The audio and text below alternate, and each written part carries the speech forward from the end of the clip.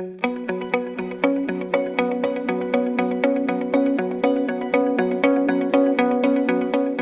بيكم. فيديو النهارده هتكلم فيه عن نقطه مهمه جدا بنتسالها كتير، وهي الحول في الاطفال. الحول في الاطفال حديثي الولاده، الطفل لسه عنده اسبوع، عنده شهر، عنده شهرين، وحاسس ان هو عينيه مش ماشيين مع بعض، او احول بمعنى اصح.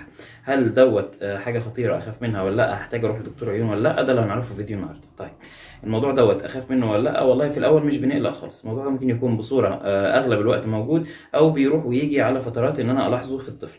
طيب، ده بنتابعه لحد ما يوصل 6 شهور، ولو الطفل وصل 6 شهور ولسه موجود الحول دوت، بيحتاج عرض على دكتور عيون، هو اللي يقرر اذا كان هنكمل في المتابعه ولا محتاج يعمل تدخل، سواء بقى تدخل جراحي او تدخل بنظارات وعدسات.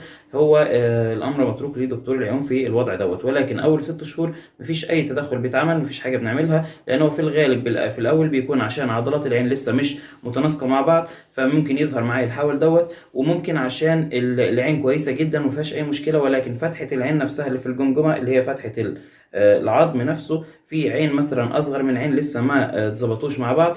فابدا ان العين الاقي العين نفسها طبيعيه مفيش حول، ولكن تحس ان العينين مش ماشيين مع بعض، لان طبعا في فتحه اضيق، فتحس انت ان العين رايحه الناحيه عن الناحيه الثانيه في العين، فتحس ان الطفل احول، ولكن الطفل يكون ما فيهوش اي مشكله خالص، وده بيروح مع الوقت. فاحنا بنصبر لحد 6 شهور ونشوف.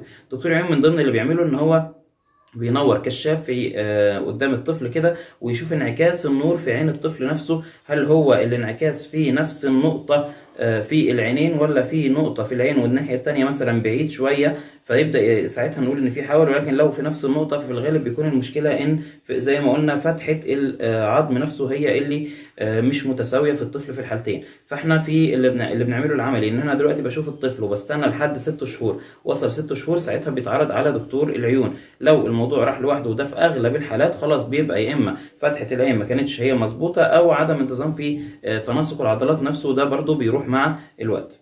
كده يكون فيديو النهارده خلص. يا ريت اللي عجبه الفيديو يعمل اشتراك او سبسكرايب للقناه، واللي ما يعرفش بنفتح اليوتيوب وبنكتب اسم القناه من هنا، بنكتب افهم طفلك دكتور اسلام عزام،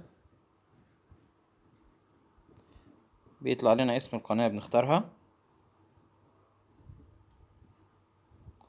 نعمل سبسكرايب للقناه، بنفعل زر الجرس، بنضغط عليه وبنختار اول عشان يوصلنا كل الفيديوهات الجديدة. وما ننساش نعمل لايك وشير للفيديوهات. نختار فيديو زي كده، نضغط على لايك من هنا، نضغط على شير، ونختار هنشيره على الواتس او الفيس.